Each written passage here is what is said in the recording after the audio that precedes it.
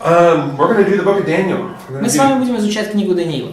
And if we do everything real well this week, it gets easier next week for Revelation. И если мы на этой неделе хорошенько потрудимся, то на следующей неделе нам будет проще уже понимать книгу Откровения. Some people are afraid of Revelation because of all the visions and all the symbols. Многие люди боятся книги Откровения за всех этих видений и символов там. But there's no reason to be afraid of Revelation. Но нет никаких оснований бояться книги Откровения. The visions and symbols can all be explained. Все видения, все символы, все их можно разъяснить. And the Bible itself gives the explanation. И сама Библия дает нам разъяснение. And so taking the book of Daniel first is going to help us very much. И если мы сразу же исследуем книгу Даниила, то нам это очень сильно поможет в понимании книги Откровения. Because Daniel also has a lot of visions and a lot of symbols. Поскольку в книге Даниила также очень много видений и символов. And so when we do our homework in Daniel, we are actually doing our homework for the book of Revelation. Поэтому, когда мы делаем нашу домашнюю работу по Даниилу, на самом деле мы еще и по Откровению делаем домашнюю работу. Два в одном. Okay? You have notebooks already that were translated for you. У вас уже есть заметки, заранее переведенные для вас. I have been using the same notebook since 1999. Я использую одни и те же заметки с 1999 года. Nothing changed. Yeah, In the book of Daniel. Yeah, book of Daniel hasn't changed. Да, книга Даниила не поменялась. I do need to update it though, because I have used illustrations and examples that needs to be updated. И тем не менее книга требует некоторого обновления, потому что, заметки требуют обновления. Я использовал там некоторые иллюстрации, которые пора бы уже обновить. I can't remember if it's in the Daniel notes or the Revelation notes, so we'll find it this week or next. И я только не помню, там обновление требует кое-что в Даниила или в Откровении, но на этой неделе мы разберемся. Найдем.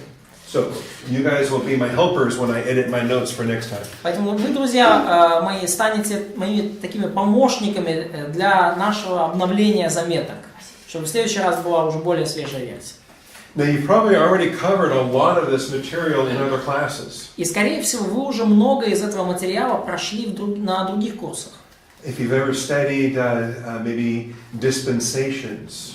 Если вы изучали уже диспенсации. What did Robbie Dean teach when he was here? Чему вас учил Робби Дин?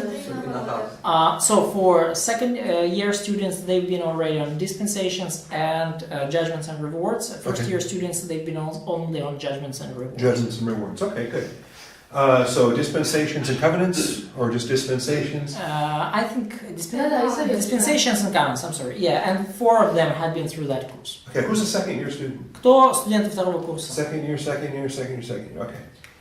All right. Good. I only come every other year. Я приезжаю год через 2. And so that's why the second year students, I'm just meeting them for the first time. Раз в 2 года, поэтому студентов второго курса я встречаю лишь первый раз. Okay. So you're familiar already with some of Daniel, and we're going to work harder to get the rest of it here in class. Итак, вы уже знакомы, возможно, с какой-то частью книги Даниила, и мы с вами усердно потрудимся, чтобы разобраться со всей остальной книгой. Daniel is hated by Bible critics. Книгу Даниила критики Библии ненавидят люто. Including some Jewish critics. Включая еврейских критиков. The book of Daniel is a major prophet. Книга Даниила — это книга, написана одним, входящая в раздел больших пророков. Like Isaiah and Jeremiah and Ezekiel. То есть Даниил в одной компании с Исаией, Иеремией, Иезекиилем. And it belongs with the prophets. И он относится к пророкам. But the Jews moved it out of the prophets and into the writings. Но евреи переместили книгу Даниила из секции пророков в своей Библии в секцию Писаний. The Hebrew scriptures are broken down into the law and the prophets and the writings. Вы слышали, да, что еврейская Библия разделена на закон, пророки и Писания. 3 раздела. Torah, Nevi'im, Ketuvim. Тора, Навиим, Кетубим, да? So Daniel should be in the Nevi'im with the prophets. И поэтому Даниил по-хорошему должен быть в Навиим, он должен быть среди остальных пророков. And I believe it used to be. И я верю, что именно там ему и место. I believe we have a clue from Josephus that Daniel should be in the prophets. И мне кажется, у нас есть определенная зацепка в книге Иосифа Флавия иудейской древности, что Даниил должен быть в пророках. But sometime after the first century, the Hebrews moved it to the writings. И что, возможно, даже там эта книга и была раньше, но где-то в первом столетии евреи книгу Даниила вырезали из пророков и вставили в Писание. So if you pick up a Hebrew Bible today, you'll find Daniel in the writings, not with the prophets. Поэтому, если вы сейчас смотрите на еврейскую Библию, то вы уже находите книгу Даниила в Писаниях, не в пророках. And that's really sad, because Daniel is in many ways the greatest of the prophets. И очень грустно это, поскольку Даниил во многом он величайший из пророков. He talks about the Christ, he talks about the kingdom. Он говорит о Христе, он говорит о Царстве. Like Isaiah and Jeremiah and all the prophets do. Как, в общем-то, делают и Исаия, и Иеремия, и все многие другие большие пророки. But Daniel also gives us a calendar. Но также книга Даниила дает нам календарь событий. He gives us a very specific calendar that no other prophet gives. Книга Даниила дает нам очень такую конкретную, детальную хронологию событий, которую не дает ни один другой пророк.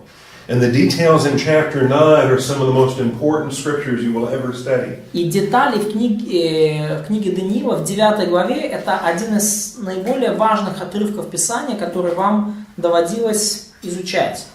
And so we're going to work hard this week to make sure that we understand what that chapter 9 calendar is all about. И мы хорошенько потрудимся на этой неделе, чтобы разобраться глубоко в этом вот календаре, в этой хронологии 9 главы Даниила. All right, in your notes I have some introductory material. В ваших заметках тут есть небольшой вступительный материал. I'm not going to spend a lot of time on it. Много времени я не буду на него тратить. And very little is on your test. И лишь немного из этого вам попадется в экзамене. I shouldn't tell you that though, because then you'll ignore it. Ну, я вообще не должен вам это говорить, потому что вы тогда вообще это проигнорируете. If I say it's on the test, then you will pay closer attention. Да, потому что, ну, если вам сказать, что что-то в экзамене, тогда у вас сразу включается как рефлекс, и вы уже тогда уделяете внимание. But very little of this is on your test. Но, к сожалению, лишь немного из этого у вас в экзамене будет. Okay, the book's author is Daniel, who gives the title of the book. Автора книги зовут Даниил, по его имени, собственно, и названа книга. We know from the first chapter that he was born into a royal family and he was of noble birth. Мы знаем из первой главы, что он был рожден в знатной семье, принадлежал к царскому роду. The whole plot to the beginning of the story is that Nebuchadnezzar is capturing hostages. И весь замысел первой главы в том, что царь Навуходоносор берет в плен вот сливки общества. And he's taking hostages from Jerusalem so that the king in Jerusalem will be on his best behavior. King in Jerusalem will be... И замысел Навуходоносора в том, чтобы забрать вот всех представителей знати из Иерусалима, воспитать их в Вавилоне, чтобы потенциальный будущий царь вот этой территории был лоялен Вавилону. You understand the purpose for hostages? То есть вы понимаете, какая цель была вот этого проекта? You hold hostages because you want to control what somebody else does. И вы держите hostages like house arrest. Да, то есть вы понимаете, да, зачем вообще люди как своего рода берут заложников. Да, то есть вы берете заложников, чтобы контролировать поведение другого человека. So if the king rebels and doesn't pay his tribute in a year, then the hostages are going to be killed. Yeah, I'm sorry, I got you wrong. I have to. Okay. Я прошу прощения, я немножко там недопонял одно слово. Идея в том, что царь Навуходоносор брал заложников. Он брал сыновей из знати, он брал сыновей из царского рода, отвозил их в Вавилон для того, чтобы царь в Вавилоне, я прошу прощения, царь в Иерусалиме, кто там оставался, вел себя хорошо. Да, с этой целью обычно берут заложники, там, детей или кого-то, чтобы тот, там, чьих родственников детей взяли в заложников, вел себя хорошо и был на крючке. Понятна мысль? Я прошу прощения. And this is what makes Daniel so special, because the king does rebel, and yet Daniel is not executed. И вот именно поэтому история Даниила такая особенная, потому что царь в Иерусалиме таки взбунтовался, и при этом Даниил не был казнен. Daniel and his 3 friends are so useful to King Nebuchadnezzar that they stay in service even after King Jehoiakim commits his rebellion. И Даниил и 3 его друзей были настолько полезны в служении, в придворной службе в Вавилоне, что они оставались живы и продолжали служить, даже когда царь Иехония взбунтовался против Навуходоносора. Okay, the rest of this you can read on the background. I do need to talk about the genre, the type of literature that Daniel is. Все остальное вы можете почитать там в заметках, но я хочу поговорить о жанре, о том типе литературы, к которому принадлежит книга Даниила. Daniel is considered to be apocalyptic literature. Книгу Даниила рассматривают как пример апокалиптического жанра в литературе. Апокалиптическая литература.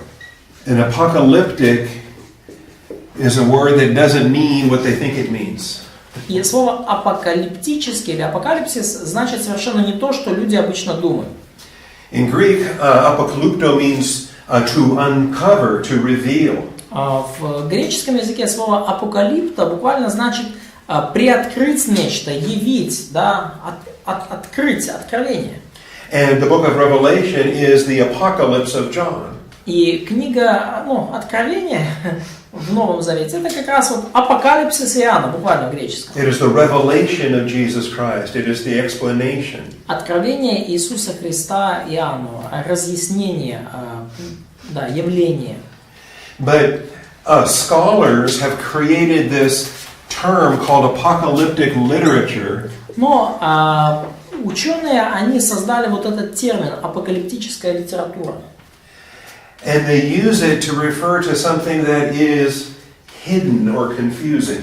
И они термин этот стали использовать в отношении каких-то таких литературных произведений, где смысл скрыт или сбивает с толку.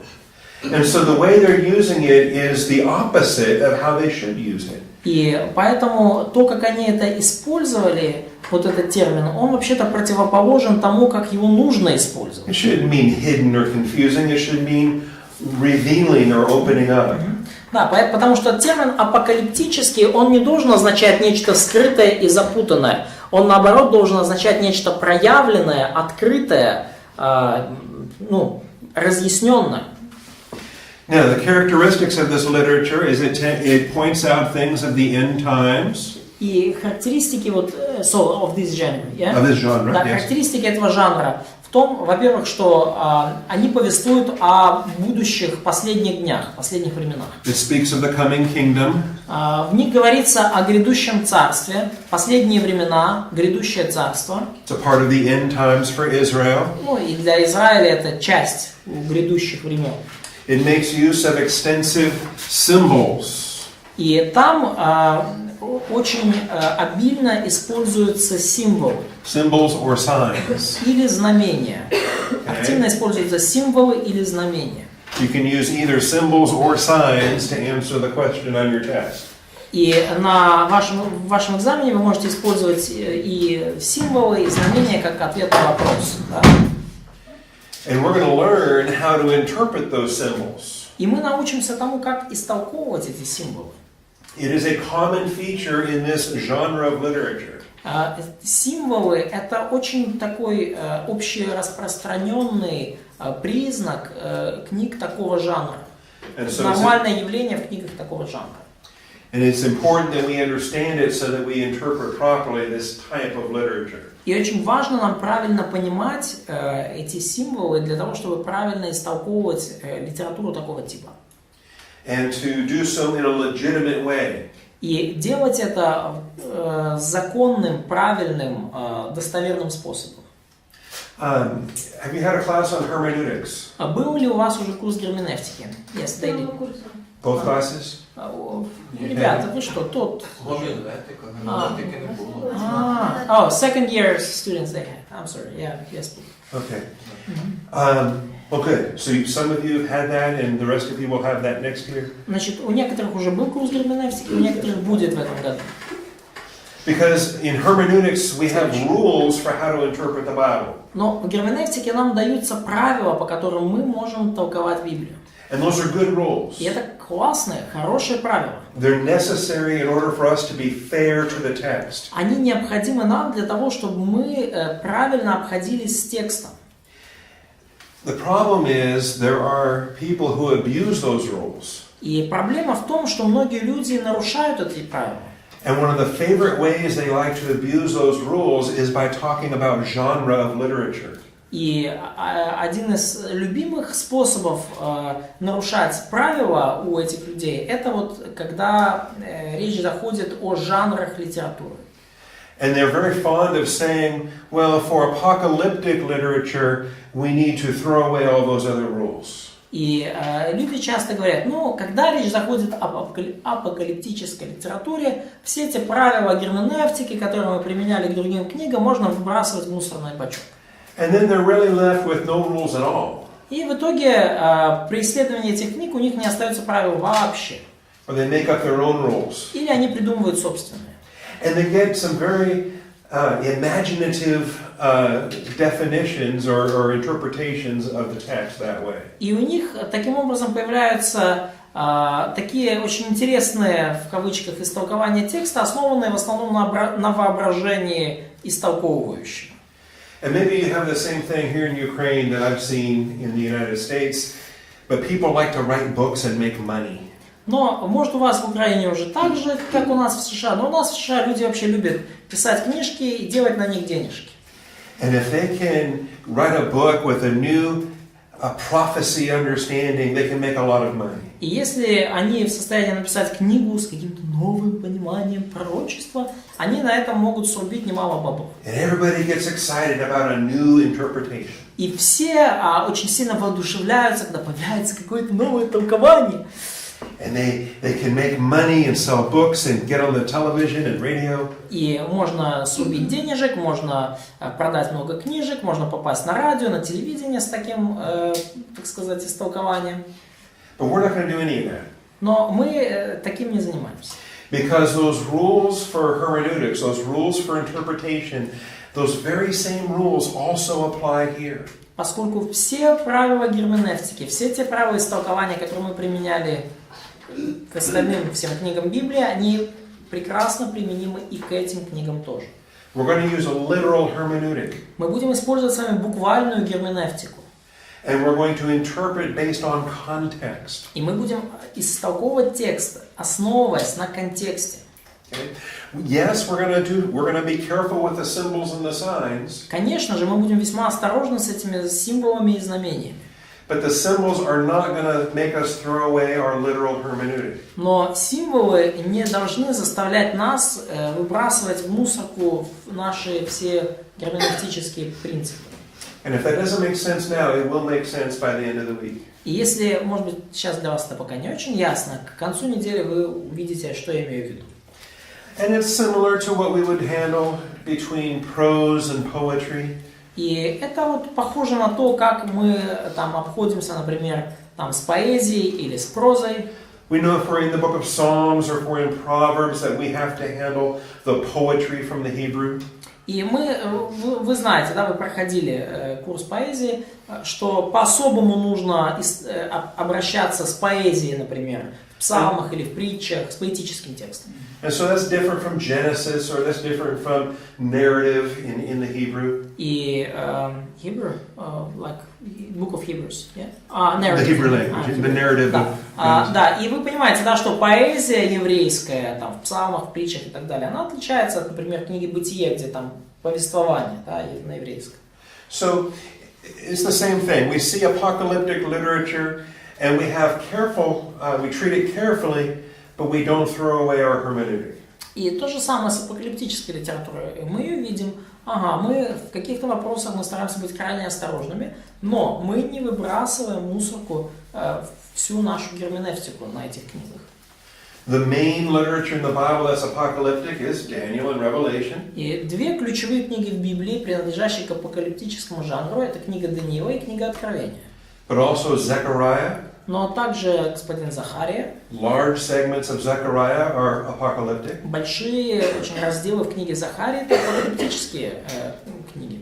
And there is an apocalypse within Isaiah from chapter 24 to 27. И с 24 по 27 главу Исаии мы также видим большой апокалиптический Бог. Some would even assign Jesus with some apocalyptic messages with his Sermon on the Mount or with his Olivet Discourse. Olivet Discourse and Sermon on the Mount. Sure. Both. Well, mostly Olivet Discourse. Да, и некоторые даже проповедь Иисуса на Масличной горе, Матфея 24-25, рассматривают как, так сказать, апокалиптический жанр. Да, и некоторые даже Нагорную проповедь, но в основном проповедь на Масличной горе.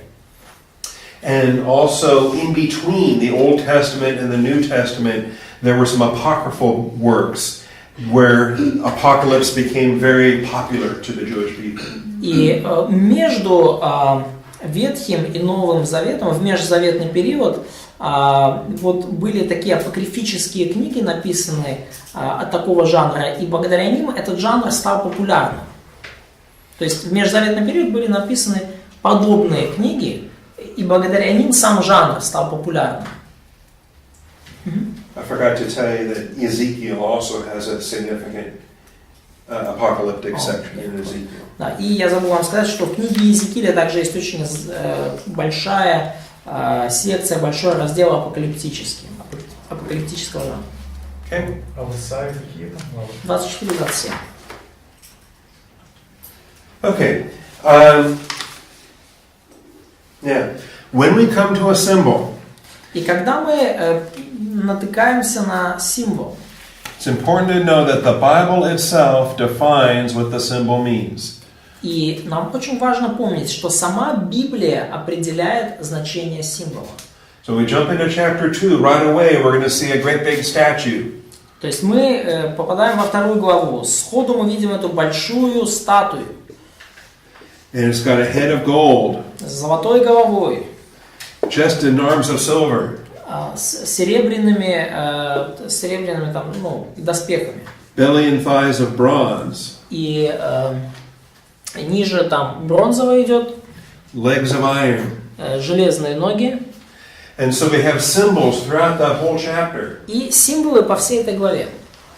But we are not left to ourselves to try to make up a definition for what these are. Но мы не оставлены, так сказать, не предоставлены сами себе в том, чтобы придумывать, как же правильно истолковать все вот эти образы. The Bible itself is going to explain that Nebuchadnezzar is the head of gold. Сама Библия нам разъясняет, что Навуходоносор – это золотая голова. And so we're going to use the Bible's definitions and not try to create our own. И поэтому мы будем использовать определения, которые дает Библия, и не будем изобретать наши собственные. And it's not exciting. И может это не так зажигательно. It doesn't sell books. Книжек много на этом не продашь. It's not going to get me on TV. На телевизор меня как бы не возьмут с таким истолкованием. But it's going to be true. Но это будет истина. Because the Bible is going to say it's true. Потому что сама Библия подтверждает, что это истинное истолкование. And if I get it wrong, you can look at the verses and say, wait a minute. И если я что-то неправильно понял, то вы можете всегда посмотреть This verse right here says you're wrong. И сказать, господин Болендер, вот этот стих прямо здесь, похоже, говорит, что вы не правы.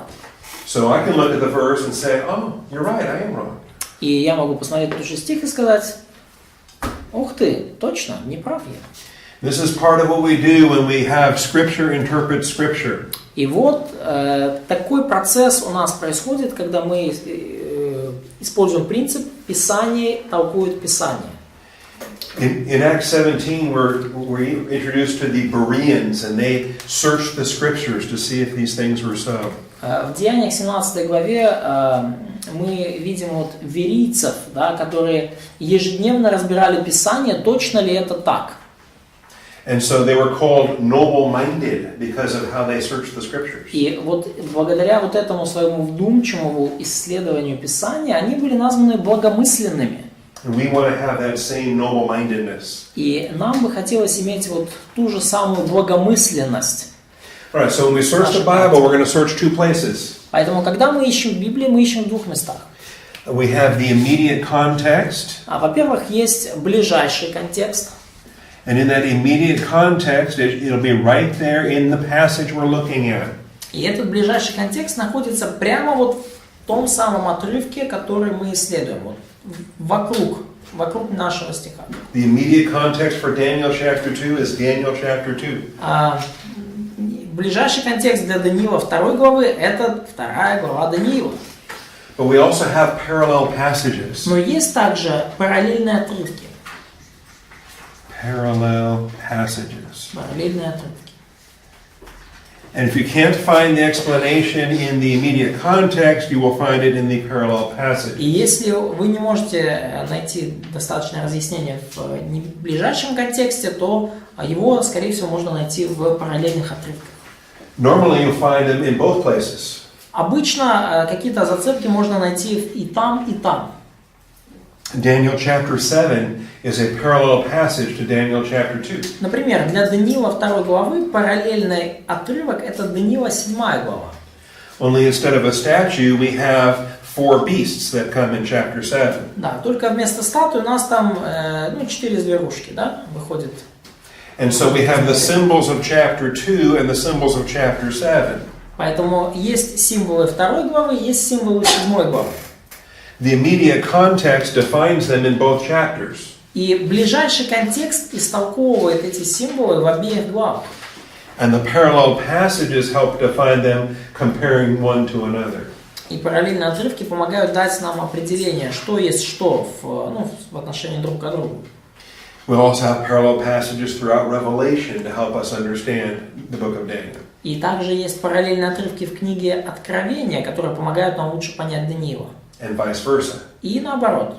Okay? Даниил помогает понять Откровение, Откровение помогает понять Даниила. Immediate context, parallel passages. Итак, ближайший контекст и параллельные отрывки. You're going to get tired of hearing me say that. Вы просто устанете слышать от меня эти Immediate context, фразы. parallel passages. Ближайший контекст, параллельные отрывки. It will be on your test. Это будет в вашем экзамене, кстати. All right. The book of Daniel is unique in that it's written in 2 languages. Книга Даниила уникальна в том, что написана на 2 языках.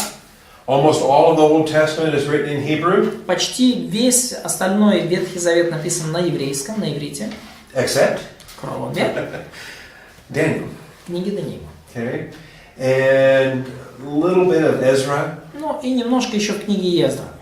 There are a smattering of Aramaic verses in Ezra and in even a verse of Jeremiah. То есть есть стихи на арамейском немножко в книге Ездра, и даже в Иеремии они записались. But Daniel is unique in that it has several chapters that are written in Aramaic. Но книга Даниила уникальна в том, что там несколько глав написано на арамейском. So you should have this in your notes. Поэтому это должно быть у вас в заметках. And you'll see a change in Daniel chapter 2 and verse 4. И вы увидите перемену в Даниила 2 главе 4 стихе. It says, Then the Chaldeans spoke to the king in Aramaic. Значит, Даниила 2:4, и сказали халдеи царю по-арамейски. And then they start to say, O king, live forever. И они сказали: царь, вовеки живи. Starting with that phrase, it's not Hebrew anymore, it's Aramaic.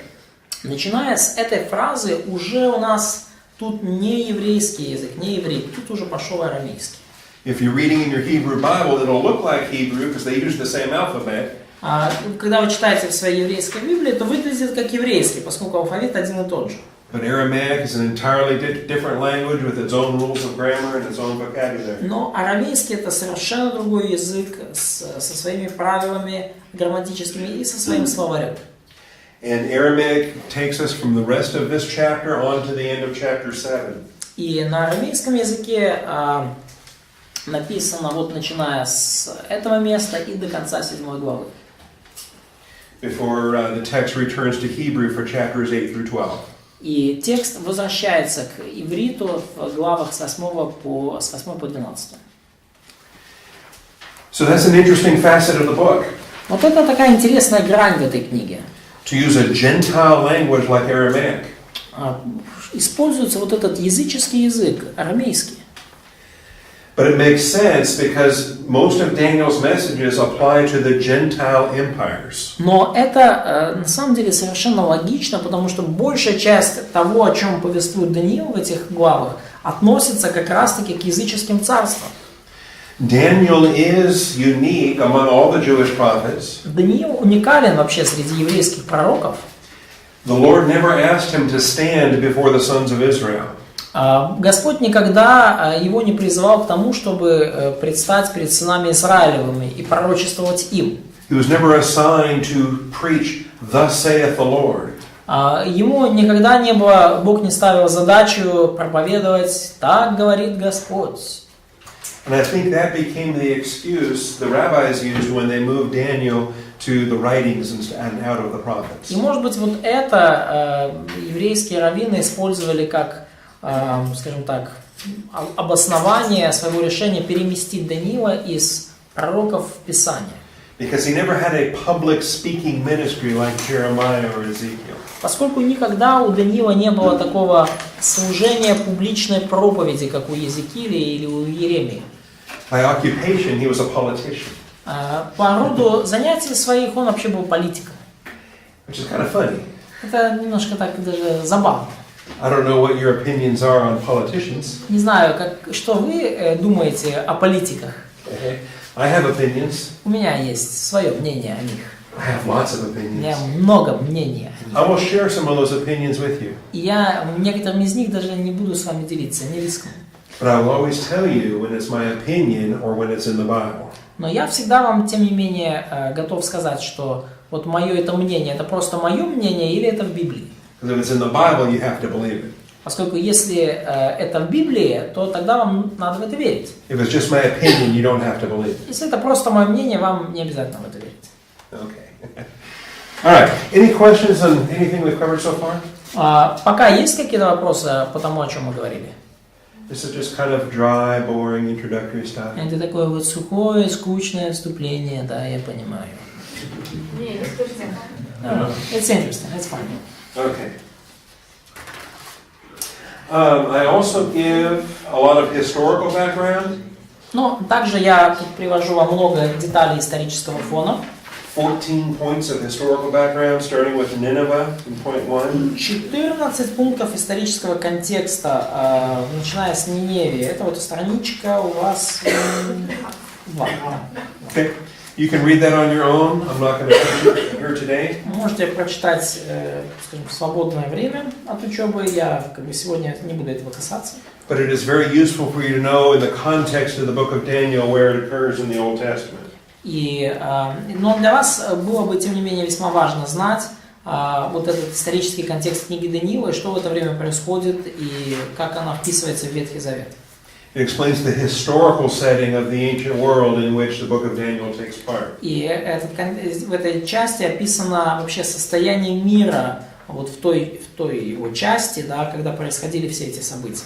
Because if you're familiar with the Old Testament, и если вы знакомы с Ветхим Заветом, you ever read the Old Testament? вы читали Ветхий Завет? Okay. The Jews are pretty important. Евреи вообще довольно важные там персонажи. Okay. They're God's people. Они народ Божий. And the scriptures are Hebrew scriptures. И Писание это еврейские Писания. And the promise to Abraham was that through him all the nations of the earth would be blessed. И обетование, данное Аврааму, заключалось в том, что через него все народы мира благословятся. And so God establishes a kingdom in Israel. И Бог установил свое царство в Израиле. With Jerusalem as the capital. И Иерусалим был столицей этого царства. Sometimes I draw and I put the Sea of Galilee and the Dead Sea. Иногда я вот так рисую здесь Галилейское море, Мертвое море. I want you to appreciate my artwork. Я хочу, чтобы вы ценили то, как классно я рисую. I'm going to draw a lot of pictures this week. Я на этой неделе вообще буду много картинок вам рисовать. I'm a terrible artist. Но я при этом жуткий художник вообще. We got Sinai and the Red Sea. И у нас тут Синайская пустыня, Черная Red Sea or Red Sea. Red Sea. Okay. There's Egypt. Да, Египет, Черное море. Okay. And we know the story of Moses, and he brought him out of Egypt through the Red Sea. И мы знаем историю Моисея, как он вывел их из Египта через Черное море. And then Joshua brought them across the Jordan, and they conquered Israel. И Иисус Навин перевел их через Иордан, и они завоевали Израиль. Ну, завоевали Ханаан, но это стало Израиль. And so we have Genesis, Exodus, Leviticus, Numbers, Deuteronomy, the Pentateuch. И у нас есть Пятикнижие, Бытие, Исход, Левит, Числа, Второзаконие. And Joshua judges Ruth. Потом Иисус Навин, Судьи, Руфь. First and Second Samuel. А потом Первое, Второе Царство. Okay. And everything seems to be going well. И казалось бы, все шло хорошо. Solomon builds a glorious temple in Jerusalem. Соломон построил величественный, славный храм в Иерусалиме.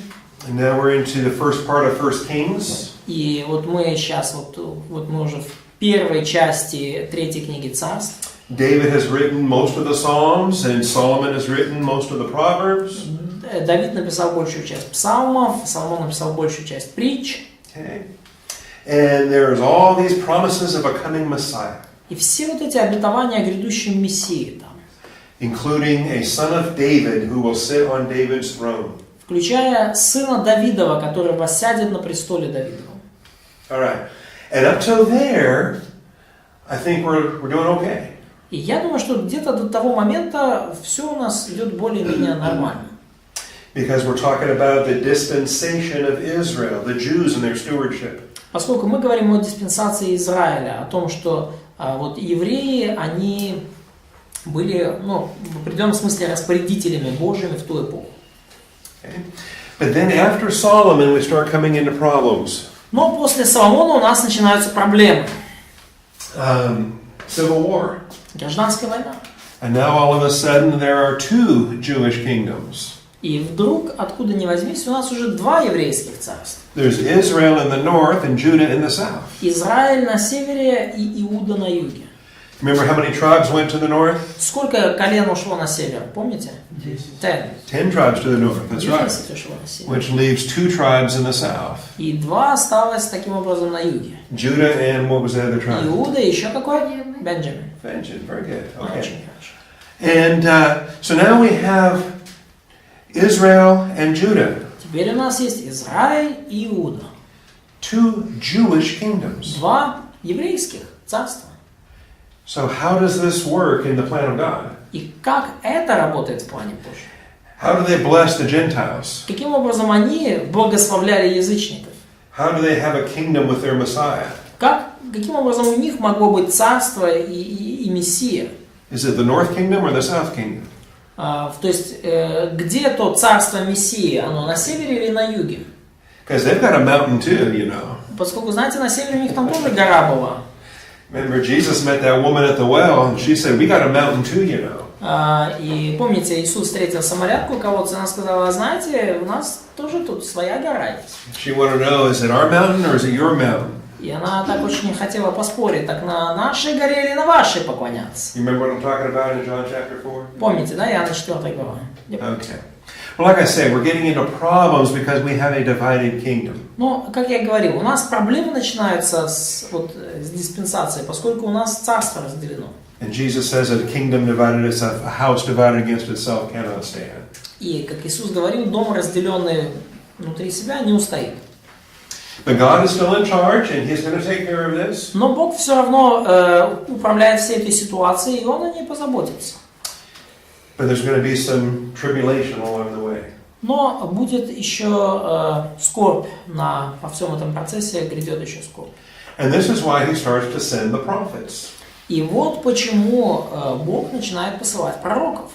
It's not until we reach this divided kingdom then that we start to see the major prophets. Лишь тогда, когда вот началось вот это уже разделенное царство, мы начинаем видеть ключевых пророков. And they're prophesying of the coming kingdom. И пророки пророчествуют о грядущем царстве. It's going to be one kingdom, not two. И они говорят, что вот грядущее царство будет единым царством. Это не будет два царства. There is a coming new covenant that's going to be given. Еще грядет будущий Новый Завет. Jeremiah 31 speaks of the new covenant. Еремея 31 говорит о Новом Завете. And it's a covenant with the house of Israel and the house of Judah. И это завет с Домом Израилевым и Домом Иуды, combined together into a single nation of Israel. объединенными вместе в едином израильском государстве, царстве. And this we understand happens at the second advent of Jesus Christ. И мы понимаем, что это произойдет уже при втором пришествии Христа. And today we call that the millennium, the millennial kingdom of Jesus Christ. И сейчас мы этот период называем будущим тысячелетним царством Христа. But along the way comes some conflict. Но по пути к этому царству нас ждут некоторые конфликты. Because we have Assyria as a terrible empire. И в то время была Ассирия, жуткая, жестокая империя. And Assyria is the one that takes the northern kingdom away. И именно ассирийцы захватили Северное царство. And then Assyria is overthrown by Babylon. И ассирийцев захватили вавилоняне. And Babylon is who takes the southern kingdom away. И вавилоняне захватили Южное царство. And most importantly, the throne of David is empty. И что наиболее важно, престол Давида опустел. Not only does the temple get burned down, Не только храм сожгли до кирпичика, but the king is removed off his throne. но царя сместили с престола. And so we have a line from father to son going from David down through Zedekiah. И мы видим, что вот эта линия отцов и сыновей, она, вот эта генеалогическая цепочка идет от Давида до Седекии. But then it stops when they're carried off into captivity. Но потом все это приостанавливается, поскольку все уведены в плен. And that's where the book of Daniel takes place. И вот именно в этот период происходят события книги Даниила. Daniel takes place over here in Babylon. Книга Даниил, события ее разворачиваются вот здесь, в Вавилоне. There is no Davidic king on the throne. В это время уже нету царя из рода Давидова на престоле. Jerusalem is destroyed. И Иерусалим уничтожен. There is no temple. Нет храма. There is no throne. Нет престола. There's a book with a lot of promises in it. И вот эта книга, в которой содержится много обетований. But nothing looks like it could possibly be true. Но если оглянуться, вообще ничто не указывает на то, что это может стать правдой, что это может совершиться. But Daniel knows that the God who cannot lie is the one who made those promises. Но Даниил знает, что именно Бог, который не может лгать, дал эти обетования. And the prophet Jeremiah says that captivity will only last 70 years. И пророк Иеремия говорит, что плен продлится лишь 70 лет. And then the Jews will be able to come back and rebuild their temple. И что евреи потом смогут вернуться и восстановить свой храм. And that's what happens. И именно так и случилось. Daniel will actually be in the palace the night that Babylon falls. И, кстати, Даниил находился во дворце в тот самый день, точнее ночь, когда пал Вавилон. This is in chapter 5. We'll get to this tomorrow. В главе 5, мы до нее завтра доберемся. But Persians come and they conquer Babylon, and the Persians take over. They let the Jews go back to Jerusalem. Но пришли персы, захватили Вавилон, и они позволили евреям вернуться назад в Иерусалим. And they do get to rebuild the temple. И евреи восстановили храм. But here's something important. They don't get to sit on David's throne. Но вот важная деталь. Им не позволено было восстановить престол Давидов. This throne stays empty from 586 BC and on to today. It's still empty today. Престол остается пустым с 586 года до наших дней. So the Persians let them come back. The Persians let them rebuild the temple. Персы разрешили им вернуться. Персы разрешили им отстроить храм. But the grandson who should be on the throne does not take the throne. Но внучок, который вообще-то должен был быть на престоле, он не занял престол. And he's not a descendant of Zedekiah. He's a descendant of Jehoiachin. И он не... You mean Zerubbabel? Jehoiachin. Да, то есть линия вот эта вот от Давида шла до Иехонии. Иехония был последним царем. His name is Zerubbabel. И внука Иехонии звали Зоровавель. You ever do a study on Zerubbabel? Вы делали когда-то исследование по поводу этого Зоровавеля? Probably not. Скорее всего, нет. He's mentioned in Ezra and Nehemiah. Он упоминается в книге Ездры, книге Неемии, in Haggai, in Zechariah. в книге Агея, в книге Захарии. There's a great prophecy in Haggai chapter 2 about Zerubbabel. И по поводу Зарававеля есть великое пророчество в Агее 2 главе. He's in the line of Christ. Зарававель, он в роду Христа. When you read the genealogies from Matthew or the genealogy from Luke, either one. Когда вы читаете вот эти вот генеалогические древа, родословия в Матфея или в Луки, Zerubbabel is an ancestor of Jesus Christ. Вы видите, что Зарававель является предком Иисуса Христа. But he never gets to sit on the throne of David. Но он никогда в своей жизни, он не воссел на престол Давида. Instead, he rules as a Persian governor. Вместо того, чтобы быть царем израильским, он правит как персидский губернатор, персидский администратор. He should be a Jewish king. Он должен быть по-хорошему еврейским царем. But he never claims that. Но он никогда себя таковым не называет и никогда таковым не является. He serves faithfully as a Persian governor. Он верно служит в качестве персидского губернатора этой провинции. And that's a significant story all by itself. И это уже сама по себе история весьма значимая. Because this throne stays empty all the way into the New Testament. Поскольку этот престол остается пустым вплоть до Нового Завета. And there were people that wanted to take Jesus and make him the king. И были люди во времена Иисуса, которые хотели взять его и сделать царем. Да? And I think Jesus followed the humility of Zerubbabel. И я думаю, что Иисус последовал примеру смиренному Зарававеля в этом случае. Because Jesus is not going to take that throne until God the Father tells him to. Поскольку Иисус не собирался садиться на этот престол до тех пор, пока Бог Отец не повелел бы ему. When he came in the first advent, it was not to rule, it was to go to the cross and purchase our salvation. Когда Иисус пришел первый раз, то Он пришел не править, Он пришел для того, чтобы пойти на крест и выкупить, завоевать наше спасение. But Jesus will come back a second time. Но Иисус вернется еще второй раз. And you've had this teaching before? У вас уже, наверное, было какое-то учение об этом, да? Okay. And you know about the coming millennium and the coming kingdom. И вы знаете о грядущем тысячелетнем царстве, о грядущем царстве. That is when he's going to take that throne. Вот тогда Иисус займет этот престол. Okay. So we have a panorama of history that starts in 586 BC when the throne is vacated. И мы видим вот панораму истории вот с того момента, как в 1586 году трон опустел, и больше на него никто не садился. And it goes all the way forward to the cross. И вся эта история двигается напрямую к кресту. I use 33 AD as my date for the cross.